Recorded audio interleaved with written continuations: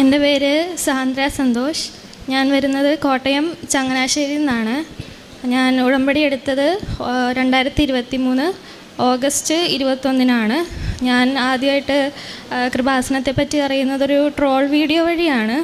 എൻ്റെ അച്ചാച്ചൻ കണ്ടൊരു troll video വഴിയാണ് ഞാൻ ആദ്യമായിട്ട് അറിയുന്നത്.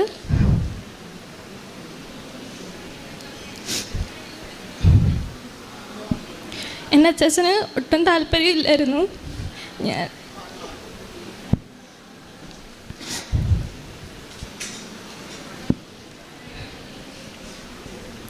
എൻ്റെ അച്ചാച്ചന് ഒട്ടും താല്പര്യമില്ലായിരുന്നു ഞാൻ കൃപാസനത്തിൽ വരുന്നതും പ്രാർത്ഥിക്കുന്നതും ഒന്നും. അത് ഞാനിവിടെ പറയാതാണ് ഞാൻ ഇവിടെ വന്നിരുന്നത്.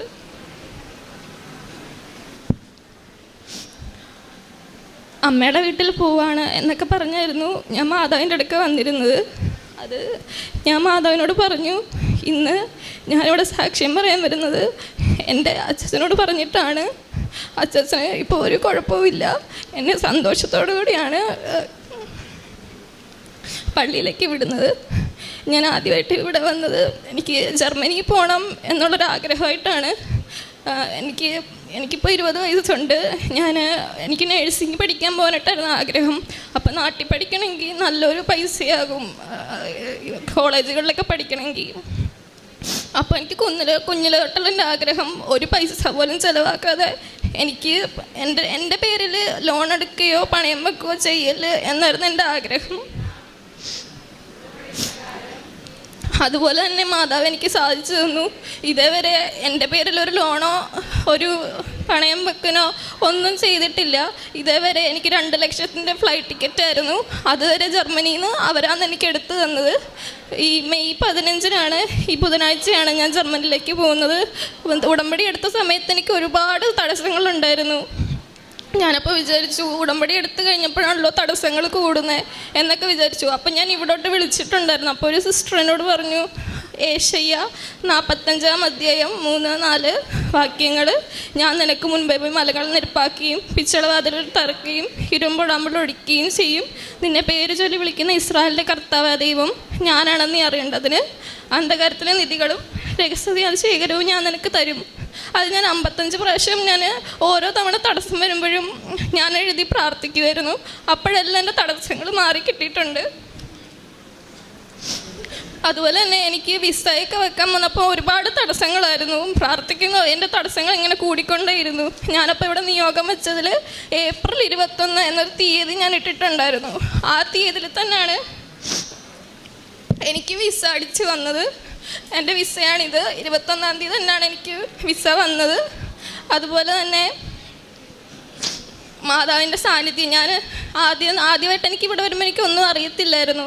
ഇവിടുത്തെ തൈലം, ഉപ്പ്, തേന് ഇതൊക്കെ കൊണ്ട് എന്താ ചെയ്യേണ്ടതെന്ന് എനിക്കറിയത്തില്ലായിരുന്നു. ഞാൻ ആദ്യത്തെ തവണ ഇവിടെ വന്നപ്പോൾ ക്ലാസ് കൂടാൻ പോയിരുന്നു. അപ്പം തന്നെ എനിക്ക് ഭയങ്കരമായിട്ടൊരു മുല്ലപ്പൂവിൻ്റെ മണം എനിക്ക് കിട്ടിയിരുന്നു. ഞാനപ്പോൾ എനിക്കറിയത്തില്ല എന്തുകൊണ്ട് ഈ മുല്ലപ്പൂവിൻ്റെ മണം വന്നു, ഒന്നും എനിക്കറിയത്തില്ലായിരുന്നു. പിന്നീടാണ് ഞാൻ സാക്ഷ്യം കൂടുതൽ കേൾക്കാൻ തുടങ്ങിയത്. ഞാനപ്പോൾ അടുത്തിരുന്നവരോട് ചോദിച്ചു, നിങ്ങൾക്ക് ആർക്കെങ്കിലും മുല്ലപ്പൂവിൻ്റെ മണമുണ്ടോ എന്നൊക്കെ ചോദിച്ചു. അവർക്ക് ആർക്കും ഇല്ലായിരുന്നു. അപ്പം എനിക്ക് മാത്രം എന്തുകൊണ്ടാണ് മുല്ലപ്പൂവിൻ്റെ മണം വരുന്നതെന്ന് ഞാൻ ആലോചിച്ചു. പിന്നീട് ഓരോ തടസ്സങ്ങൾ വരുമ്പോഴും ഞാൻ സാക്ഷി ഓണാക്കും. ചിലപ്പോൾ അവിടെ കിടന്ന് ഉറങ്ങിപ്പോവും. ആ ഉറങ്ങുന്ന സമയത്തായിരിക്കും മാതാവ് സ്വപ്നത്തിലൂടെ വന്നിട്ട് എന്നോട് ഓരോ കാര്യങ്ങൾ എനിക്ക് കാണിച്ചു തരും. എനിക്ക് വിസ കിട്ടാതെ വന്നപ്പോഴത്തേക്കിന് ഞാൻ ഇതുപോലൊരു സാക്ഷി ഓണാക്കി വെച്ചു. അത് ഓണാക്കി വെച്ച് ഞാൻ അവിടെ കിടന്ന് ഉറങ്ങിപ്പോയി. അപ്പോൾ ഒരു ഉച്ച സമയമായിരുന്നു. ഞാൻ ആ സമയത്താണ് ഒരു സ്വപ്നം കണ്ടത്. അതിൽ ഒരു ഏത് പള്ളിയാണെന്ന് എനിക്കറിയത്തില്ല, പക്ഷേ അവിടെ ഈശോയും മാതാവും ഉണ്ടായിരുന്നു. പരുമല തിരുമേനി എടുക്കാൻ നേരത്തെ പോയിട്ടുണ്ടായിരുന്നു പള്ളിയിൽ. അപ്പോൾ പരുമല തിരുമേനിയുണ്ട്, ഈശോ ഉണ്ട്, മാതാവുണ്ട്, എല്ലാവരും ഉണ്ട്. അപ്പോൾ എനിക്ക് എല്ലാവരും ഇങ്ങനെ ബൈബിളുമായിട്ട് നടന്നു പോകുന്നത് വഴി. അപ്പം ഞാൻ പറഞ്ഞു, എനിക്ക് ബൈബിളില്ല, ഞാനൊരു നോൺ ക്രിസ്ത്യനാണ്, എൻ്റെ കയ്യിൽ ബൈബിളൊന്നും ഇല്ല. പക്ഷേ ഞാനപ്പോൾ പോകുന്നവരോടൊക്കെ പറഞ്ഞു, എൻ്റെ ബൈബിൾ എൻ്റെ ബൈബിൾ കാണുന്നില്ല എന്ന് ഞാൻ പറഞ്ഞു. അപ്പോഴത്തേക്കും അവർ പറഞ്ഞു, നീ അവിടെ നോക്ക്, അവിടെ എവിടെയെങ്കിലും കാണുമെന്ന് പറഞ്ഞു. അപ്പം ഞാൻ മാതാവിൻ്റെ അടുക്ക ചെന്ന് മാതാവിൻ്റെ ബൈബിൾ കാണുന്നില്ലെന്ന് പറഞ്ഞു. അപ്പം മാതാവിൻ്റെ രൂപത്തിലൊരു ആൻറ്റി എൻ്റെ അടുക്ക വന്നിട്ട് പറഞ്ഞു, നിൻ്റെ ബൈബിൾ അവിടെ ഇരിപ്പുണ്ട്, ചെന്നെടുത്തോളാൻ പറഞ്ഞു. അതുപോലെ ഞാനപ്പോൾ പറഞ്ഞു, മാതാവിൻ്റെ രൂപത്തിൽ പറഞ്ഞൊരു ഒരു പ്രായം ചെന്ന ഒരാളായിരുന്നു. അപ്പം ഞാൻ പറഞ്ഞു, എൻ്റെ വിസ ഇതുവരെ വന്നില്ല, എനിക്ക് ഭയങ്കര തടസ്സങ്ങളാണെന്നൊക്കെ ഞാൻ പറഞ്ഞു. അപ്പോൾ എൻ്റെ ഒരു താക്കോല് തന്നു. നീ ആ താക്കോല് കൊണ്ടുവന്നു അവിടെ ഒരു ചെറിയൊരു തടിയും കൊണ്ടുള്ളൊരു പെട്ടിയായിരുന്നു, അവിടെ ചെന്ന് നിൻ്റെ നിയോഗം എഴുതിയിടുമെന്ന് പറഞ്ഞു. ഞാൻ ആ പെട്ടി തുറന്നു. ഒരു ചെറിയൊരു വാതിൽ പോലെ, ഞങ്ങളുടെ സ്വപ്നമാണത്. പക്ഷെ ഉറങ്ങി എഴുന്നേച്ചപ്പോൾ ഞാനോർത്ത് ഇത് സത്യം തന്നെയാണ്, ഇത് ഏത് പള്ളിയാണെന്നൊന്നും എനിക്കറിയത്തില്ല. ഞാനപ്പോൾ എൻ്റെ നിയോഗം എഴുതിയിട്ടു. എനിക്ക് ഏപ്രിൽ 21 എനിക്ക് വിസ വേണം എന്ന് തന്നെ ഞാൻ എഴുതിയിട്ടു. അത് കഴിഞ്ഞ് അടുത്ത ദിവസമാണ് എനിക്ക് മെയിൽ വരുന്നത്, എനിക്ക് വിസ വന്നിട്ടുണ്ട്, പോയി മേടിച്ചോളാൻ പറഞ്ഞു. കോട്ടയത്താണ് വന്നത്, അവിടെ പോയി മേടിച്ചോളാൻ പറഞ്ഞു. അതുപോലെ തന്നെ ആ പള്ളി ഏതാന്ന് ഞാൻ ഗൂഗിളിലെല്ലാം നോക്കി. എവിടെ ഒരു ഭയങ്കരമായിട്ട് നല്ല വർക്കൊക്കെ ഉണ്ട് അതിൻ്റെ അൾത്താരയിൽ, നല്ല രീതിയിലാണത് കാണാനായിട്ട്. ഞാനിപ്പോൾ ഗൂഗിളിൽ നോക്കി. ഞാൻ പോകുന്ന സ്ഥലം ജർമ്മനി മ്യൂണിക്ക് എന്നുള്ളൊരു സ്ഥലത്തേക്കാണ് ഞാൻ പോകുന്നത്. അപ്പോൾ അവിടെ ഒരു സെൻറ്റ് മേരീസ് കത്തീഡ്രൽ ഉണ്ടെന്ന് എനിക്കറിയായിരുന്നു. ഞാൻ നോക്കിയപ്പോൾ ഞാൻ ആ പള്ളിയാണ് സ്വപ്നത്തിൽ കണ്ടത്. ഞാനിത് വീട്ടിൽ ആരോടും പറഞ്ഞിട്ടില്ല. ഇവിടെ വന്ന് മാതാവിൻ്റെ അടുക്ക പറയണമെന്നാണ് എൻ്റെ ആഗ്രഹം.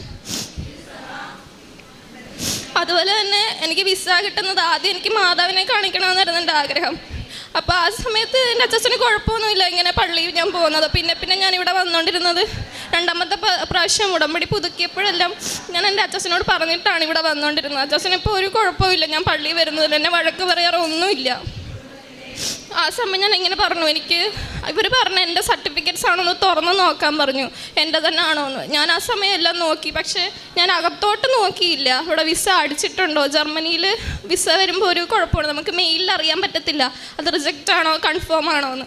അപ്പം എൻ്റെ കൂട്ടുകാരി പറഞ്ഞത്, നിൻ്റെ ഫോട്ടോ വന്നിട്ടുണ്ടെങ്കിൽ അത് കൺഫേം ആണ്, ഫോട്ടോ ഇല്ലെങ്കിൽ അത് റിജക്റ്റ് ആണെന്ന് പറഞ്ഞു. എനിക്കപ്പോൾ അറിയില്ല എങ്ങനെ വിസ നോക്കേണ്ടത്, എനിക്കറിയാവുന്ന ആരുമില്ല. അതൊന്ന് പറഞ്ഞു. ഇവള് ഈ പറഞ്ഞ ഈ ഒരു കാര്യം മാത്രമേ എനിക്കറിയത്തുള്ളൂ.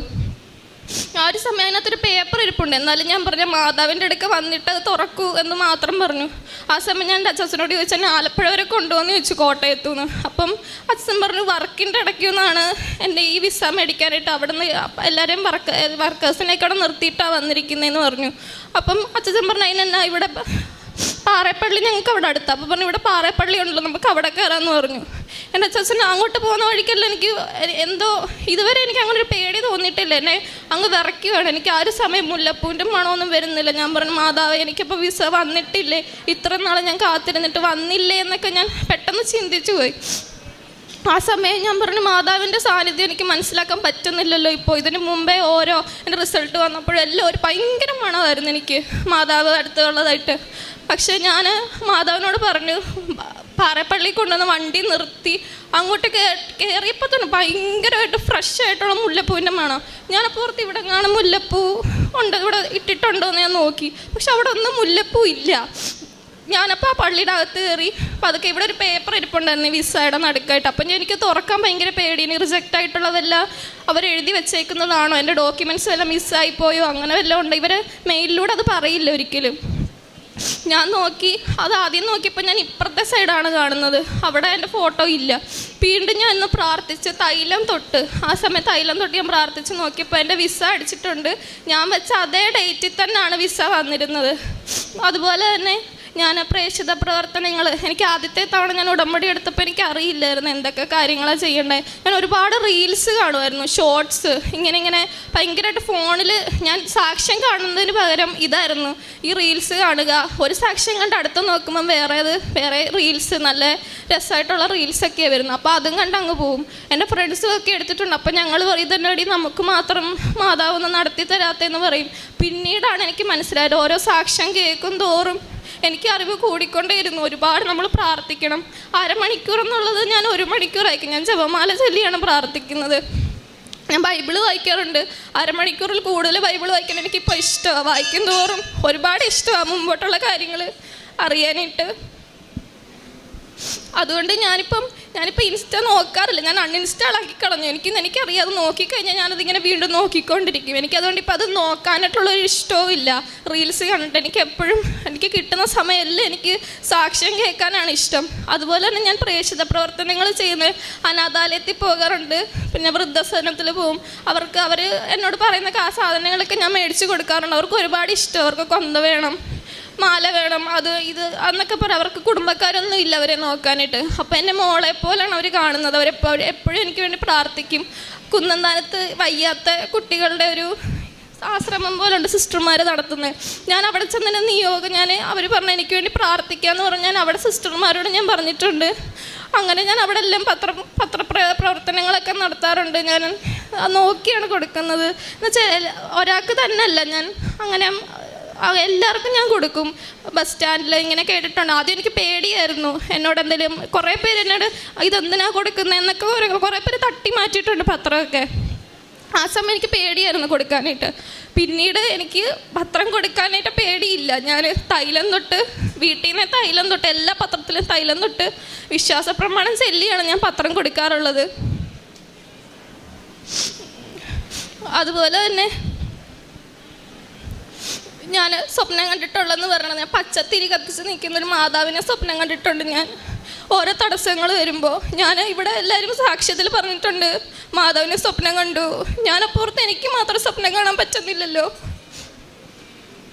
ഞാൻ ആ ഒരു ഇതിലേക്ക് എത്തിയില്ലേ മാതാവെന്ന് ചോദിച്ചു. ആദ്യമൊക്കെ എനിക്ക് എന്തെങ്കിലും കാര്യങ്ങൾ സാധിച്ചു കിട്ടിയാൽ ഞാനതിന് നന്ദി പറയാറില്ല. ഞാൻ അപ്പം തന്നെ അതങ്ങ് മറന്നു പോകും. അപ്പോഴത്തെ ഒരു സന്തോഷത്തിൽ ഞാൻ നന്ദി പറയാറില്ല. എത്ര പ്രാർത്ഥിച്ചാലും ആ കാര്യം നടത്തി കിട്ടുമ്പോൾ ഞാൻ പിന്നെ ആ കാര്യം അങ്ങ് മറന്നു പോകും, നന്ദി പറയാറില്ല. പിന്നെ എനിക്ക് മനസ്സിലായി ആദ്യം മാതാവിനോടാണ് നന്ദി പറയാനുള്ളത്. പിന്നെ ഞാൻ ഒരുപാട് എന്തെങ്കിലും കാര്യങ്ങൾ നടത്തി അത് ചെറുതായിട്ടൊന്ന് അതിലൊരു ഇമ്പ്രൂവ്മെൻ്റ് ഉണ്ടെന്ന് പറഞ്ഞാൽ അപ്പം ഞാൻ ചെറുതായിട്ടൊന്ന് അഹങ്കരിക്കും. എനിക്കെല്ലാം ഇപ്പം കിട്ടും, എല്ലാം ആ ഒരു അഹങ്കാരം ഉണ്ടായിരുന്നു എനിക്ക്. അതെല്ലാം മാതാവ് മാറ്റിത്തന്നു. ഓരോ തവണയും എനിക്കിങ്ങനെ തടസ്സങ്ങൾ വന്നുകൊണ്ടിരുന്നപ്പോൾ എനിക്ക് മനസ്സിലായി ഞാനിങ്ങനെ അഹങ്കരിക്കുന്നത് എൻ്റെയൊക്കെ ആയിരിക്കും എന്നെനിക്ക് മനസ്സിലായി. ഉടമ്പടി എടുത്ത പിന്നെ ഒരുപാട് എനിക്ക് പ്രാർത്ഥിക്കാൻ സാധിച്ചു. മറ്റുള്ളവർ എന്നോട് ഒരുപാട് പ്രാർത്ഥനകൾ പറയുന്നുണ്ട്. പത്രം കൊടുക്കാൻ പോകുമ്പോഴും ആൻറ്റിമാരും എല്ലാവരും പറയും എനിക്ക് വേണ്ടി പ്രാർത്ഥിക്കണം, എൻ്റെ മോൻ്റെ വേണ്ടി പ്രാർത്ഥിക്കണം എന്നൊക്കെ പറയാറ്. ഞാൻ അവർക്ക് വേണ്ടിയൊക്കെ കൂടുതൽ പ്രാർത്ഥിക്കാനുണ്ട്. എനിക്കിപ്പോൾ ഒത്തിരി ഇഷ്ടം. എനിക്ക് എന്നെ പറ്റി പ്രാർത്ഥിക്കുന്നത് എനിക്ക് മറ്റുള്ളവരെ പറ്റി പ്രാർത്ഥിക്കുന്ന ഇഷ്ടം. ആദ്യം ഞാൻ ഉടമ്പടി എടുത്തപ്പോൾ ഞാൻ എൻ്റെ കാര്യങ്ങളാണ് വെച്ചിരുന്നത്.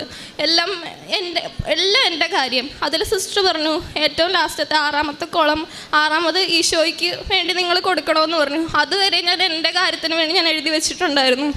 പക്ഷെ ഞാൻ 2ാമത് ഉടമ്പടി എടുത്തപ്പോൾ ഞാൻ എനിക്ക് വേണ്ടി അല്ല എഴുതിയത്. ഞാൻ 5:30 ഇവിടെ അച്ഛൻ എപ്പോഴും പറയും പ്രത്യക്ഷീകരണ പ്രാർത്ഥനയാണ് ഉടമ്പടിയുടെ മെയിനായിട്ടുള്ള പ്രാർത്ഥന. ഞാൻ പക്ഷെ അത് ചെല്ലാറില്ലായിരുന്നു. ഓരോ തവണ ഞാൻ ഉടമ്പടി എടുക്കും, 2 ദിവസം പ്രാർത്ഥിക്കും, വീണ്ടും കിടന്നുറങ്ങും. ഞാൻ കുഞ്ഞിലെ തൊട്ട് എനിക്ക് വെളുപ്പിനെ എഴുന്നേറ്റൊരു ശീലമേ ഇല്ല. ഞാൻ പഠിച്ചതെല്ലാം 2 മണി 1 മണി ആ ഒരു രാത്രിയിൽ വെളുപ്പിനെ ആ ഒരു സമയമായിരുന്നു എനിക്കിഷ്ടം പഠിക്കാനായിട്ട്. അതുകൊണ്ട് ഞാൻ 5:30 എഴുന്നേറ്റ് എനിക്ക് ഒരു ശീലവും ഇല്ല. ഇവിടെ വന്നപ്പോൾ 5:30 എഴുന്നേറ്റ് പ്രാർത്ഥിക്കണം, അങ്ങനെ കുറേ കാര്യങ്ങൾ. അപ്പോഴത്തേന് ഞാൻ എങ്ങനെ പ്രാർത്ഥിക്കും. ആദ്യം എടുത്തപ്പോൾ ഭയങ്കര പ്രാർത്ഥന, എനിക്ക് ഭയങ്കര പ്രാർത്ഥിക്കണം എന്നൊക്കെ ഒരു ഇഷ്ടമായിരുന്നു. പക്ഷെ പിന്നീട് എൻ്റെ ഉറക്കം കാരണം ഞാനപ്പോൾ പറഞ്ഞ പിശാച് വീണ്ടും വന്നല്ലോ, എനിക്ക് പ്രാർത്ഥിക്കാൻ പറ്റുന്നില്ലല്ലോ എന്ന് ഓർത്ത്. അപ്പം ഇവിടെ സാക്ഷ്യത്തിനകത്ത് പറഞ്ഞു കേട്ടിട്ടുണ്ട് നിങ്ങളുടെ കാര്യങ്ങൾ നമ്മൾക്ക് നടക്കാത്ത കാര്യങ്ങളല്ലേ വെക്കേണ്ടത്. അപ്പം ഞാൻ ഇതുപോലെ നിയോഗത്തിൽ വെച്ച് എനിക്ക് 5:30 എഴുന്നേറ്റ് പ്രാർത്ഥിക്കണം മാതാവിന്. ഞാൻ ഉടമ്പടി എടുത്ത് കഴിയുമ്പോൾ ഞാൻ മുടക്കാൻ പാടില്ല 5:30 പ്രാർത്ഥന. ഇപ്പോൾ 5:30 അല്ല 3 മണിക്കാണ് എഴുന്നേറ്റിരുന്ന് പ്രാർത്ഥിക്കുന്നത്. 5:30 വീണ്ടും എഴുന്നേറ്റിരുന്ന് പ്രാർത്ഥിക്കും. അമ്മ മാതാവിനും തിരുക്കുമാരനും കോടാനുകോടി നന്ദി. പരിശുദ്ധ അമ്മയുടെ മധ്യസ്ഥതയിൽ തൻ്റെ വ്യക്തിപരമായിട്ട് ലഭിച്ച പ്രത്യേകിച്ച് പുറത്തേക്ക് പോകുവാനായിട്ടുള്ളൊരു അവസരത്തിനെ കുറിച്ചിട്ടുള്ളതാണ് സാക്ഷ്യം. അപ്പം പുറത്തേക്ക് പോകുമ്പോഴേക്കും ഒരുപാട് പേര് ഉടമ്പടി എടുക്കാത്തവരും ദൈവത്തെ വിളിക്കാത്തവരും എല്ലാം പുറത്തു പോവുകയും ചെയ്യുന്നുണ്ട്, അവർ കാര്യങ്ങളൊക്കെ ചെയ്യുകയും ചെയ്യുന്നുണ്ട്. അപ്പം ഉടമ്പടിയിലെ ഈ സാക്ഷ്യങ്ങളുടെ പ്രത്യേകത, ഈ ഒരു സാക്ഷ്യത്തിൽ അതിന് വ്യക്തമായിട്ട് ഈ മകൾ ഒരു ദൈവിക ഇടപെടലുണ്ട് എന്ന് ബോധ്യപ്പെടുന്ന രീതിയിൽ സംസാരിക്കുവാനായിട്ട് ദൈവം അനുവദിച്ചിട്ടുണ്ട്. ഒന്നാമത്തത് നമ്മൾ പ്രാർത്ഥിക്കുന്ന ഒരു ഡേറ്റിനെ കുറിച്ച് ഇപ്പോൾ സാക്ഷ്യം ശ്രദ്ധിച്ച് കേൾക്കുന്നവർക്കറിയാം. ഏപ്രിൽ 21-ാം തീയതിക്കകം എനിക്കിത് ലഭിക്കണമെന്ന് മാതാവിൻ്റെ ഉടമ്പടി എടുത്ത് പ്രാർത്ഥിക്കുന്നുണ്ട്. ആ കറക്റ്റ് ദിവസം തന്നെ ഒരുപക്ഷെ നമ്മളെ സംബന്ധിച്ചൊരു ഈ ഡേറ്റും നമ്മൾ മാതാവിനോട് പറയുന്നതാണെങ്കിലും മാതാവ് പ്രാർത്ഥിക്കുമ്പോൾ തോന്നിപ്പിക്കുന്നതാണെങ്കിലും ഈ ഡേറ്റും സമയവും പ്രധാനപ്പെട്ടതാണ്. അതെന്താണെന്ന് വെച്ചാൽ പ്രത്യക്ഷീകരണത്തിൻ്റെ ഏറ്റവും പ്രധാനപ്പെട്ട ഒരു ഘടകം എന്ന് പറയുന്നത് സമയത്തിൻ്റെ മേലുള്ള പരിശുദ്ധ അമ്മയുടെ അധികാരമാണ്. അപ്പോൾ ആ സമയത്തിനുള്ളിൽ നടക്കുന്നത്. രണ്ടാമത്തത് അതിനു മുകളിലുള്ള ഒരു സ്വർഗീയമായൊരു ഡയമെൻഷൻ, സെക്കൻഡ് ഡയമെൻഷനിൽ ഒരു കൺഫർമേഷൻ, അതാണ് മാതാവ് ഈ പറയുന്ന പോലെ സ്വപ്നം കാണുന്നതും. ആ സ്വപ്നം എന്ന് പറഞ്ഞാൽ ഒരു സ്വർഗത്തിൽ നിൽക്കുന്ന മാതാവിനെയോ അല്ലെങ്കിൽ ദേവാലയത്തെയോ ഒന്നുമല്ലല്ലോ കാണുന്നത്, അവരുടെ നിയോഗമായിട്ട് ബന്ധപ്പെട്ടുള്ള ടു ദ പോയിൻ്റ് ആയിട്ടുള്ളൊരു സ്വപ്നം. അതിനുശേഷം ആ കാര്യങ്ങളെല്ലാം പരിശുദ്ധ അമ്മ നിവർത്തിക്കുന്നു. ഒപ്പം ഈ രണ്ട് കാര്യങ്ങളും ദൈവം ഇങ്ങനെ ഈ ഒരു വ്യക്തിയെ ബോധ്യപ്പെടുത്തി 20-ാമത്തെ വയസ്സിൽ നമ്മുടെ മുമ്പിൽ നിന്ന് ക്രിസ്തുവിനെയും മാതാവിനും തൻ്റെ ജീവിതത്തിൽ ലഭിച്ച അനുഭവങ്ങൾ ചേർത്ത് വെച്ച് പറയുവാൻ തക്കവിധം ഉള്ളൊരു ബോധ്യമുള്ള ഒരു വ്യക്തിയാക്കി മാറ്റുമ്പം ദൈവം അത്രത്തോളം അനുഭവങ്ങൾ നൽകിയിട്ടുണ്ടെന്നുള്ളതാണ്. അപ്പോൾ പരിശുദ്ധ അമ്മയുടെ പിന്നെ മൂന്നാമത്തേത് വ്യക്തിപരമായിട്ട് ഉടമ്പടിയിൽ ചെയ്തിട്ടുള്ള കുറച്ച് സാക്രിഫൈസിനെ കുറിച്ച് അല്ലെങ്കിൽ മാറ്റിവെച്ച കുറേ കാര്യങ്ങളെക്കുറിച്ചുണ്ട്. ഏറെ പ്രത്യേകിച്ച് യുവാക്കളുടെ സാക്ഷ്യങ്ങളാകുമ്പോൾ തന്നെ ഏറ്റവും പ്രധാനപ്പെട്ട് തനിക്ക് ഏറ്റവും പ്രിയപ്പെട്ടിരുന്ന പല കാര്യങ്ങളും, അതിപ്പം റീൽസ് ആണെങ്കിലും ഇൻസ്റ്റാഗ്രാം ആണെങ്കിലും അതെല്ലാം മാറ്റിവെച്ചു എന്നുള്ളതല്ല, അതിനേക്കാളും അപ്പുറം മറ്റു സാക്ഷ്യങ്ങളിൽ ഒരു അഭിഷേകം ലഭിച്ചു എന്നുള്ളതാണ് ഇതിലെ പ്രധാനപ്പെട്ടത്. കാരണം മാറ്റിവെക്കുന്നതിനേക്കാൾ ഉപരി അതിനേക്കാളും പ്രധാനപ്പെട്ടത് അതിനേക്കാളും സമയത്തിനും അല്ലെങ്കിൽ നമ്മുടെ ജീവിതത്തിന് നന്മയായിട്ടുള്ളത് ഈ ദൈവികമായ കാര്യങ്ങളാണ് എന്നുള്ളൊരു വ്യക്തി മനസ്സിലാക്കുകയും അതിനോടൊപ്പം തന്നെ ബൈബിളും ജപമാലയും ഒക്കെ ഒരുപാട് ഭക്തിയോടും പ്രാർത്ഥനയോടും കൂടെ ചൊല്ലുക മാത്രമല്ല, അതിനൊക്കെ വ്യക്തമായിട്ട് അനുഭവം ഉണ്ടെന്ന് പറയുകയും ഒപ്പം വ്യക്തിപരമായിട്ട് ചെയ്ത കാരുണ്യ പ്രേക്ഷിത പ്രവർത്തനങ്ങളും പറയുന്നുണ്ട്. അതിലൊന്നും ഒരു കുറവ് വരുത്തുന്നത്, ആദ്യത്തെ ഉണ്ടായിരുന്ന കുറവുകളെല്ലാം നികത്തി വ്യക്തമായിട്ട്, അതായത് ചെല്ലുന്നിടങ്ങളിൽ സ്വന്തം മോളെപ്പോലെ അവർ കരുതുന്നു എന്ന് പറയുമ്പോൾ അത്രത്തോളം കോൺസ്റ്റൻ്റ് ആയിട്ടൊരു റിലേഷൻ, ഒരു ബന്ധമില്ലാത്തവരെന്ന് വെച്ച് കഴിഞ്ഞാൽ നമ്മൾ ഉടമ്പടി എടുത്തുകൊണ്ട് മാത്രം നമ്മൾ മുൻപോട്ട് പോയി ചെയ്യുന്ന ഈ പ്രവർത്തനങ്ങളിലെല്ലാം ദൈവം കൂടെ ഉണ്ടെന്നുള്ള അനുഭവം അത് സുഗന്ധാഭിഷേകോടൊപ്പം എന്തുകൊണ്ടും തുടക്കം തൊട്ട് അവസാനം വരെയുള്ള കാര്യത്തിൽ മാതാവ് കൂടെ നിന്നു. അപ്പോൾ കൂടെയുള്ള സുഹൃത്തുക്കളോടൊപ്പം സംസാരിക്കുമ്പോഴും മാതാവാണ് ടോപ്പിക്ക്, എന്തുകൊണ്ട് നമുക്ക് ലഭിക്കുന്നില്ല. അപ്പോൾ അങ്ങനെയുള്ള സംസാരവും ഒപ്പം പ്രവർത്തനങ്ങളും കൂടെ ആകുമ്പം പരിശുദ്ധ അമ്മയുടെ വലിയൊരു സാന്നിധ്യം തൻ്റെ ജീവിതത്തിൽ അനുഭവിച്ചുവെന്ന് ബോധ്യപ്പെട്ട് വ്യക്തമായിട്ട് കൃത്യതയോടെ മാതാവിൻ്റെ പ്രസൻസോടും ഡേറ്റ് ഇട്ട് പ്രാർത്ഥിച്ചതിൻ്റെ തെളിവോടും കൂടെ നമ്മുടെ മുമ്പിൽ നിന്ന് പറയുമ്പോൾ ഈ മകൾക്ക് ലഭിച്ച എല്ലാ അനുഭവങ്ങൾക്കും വളരെ പ്രത്യേകിച്ച് ആ വിശ്വാസത്തിൻ്റെ ലഭിച്ച തീക്ഷ്ണതയ്ക്കും ബോധ്യത്തിനും എല്ലാം പ്രതി നമുക്ക് കരങ്ങളടിച്ച ദൈവത്തിൻ്റെ നാമം മഹത്വം.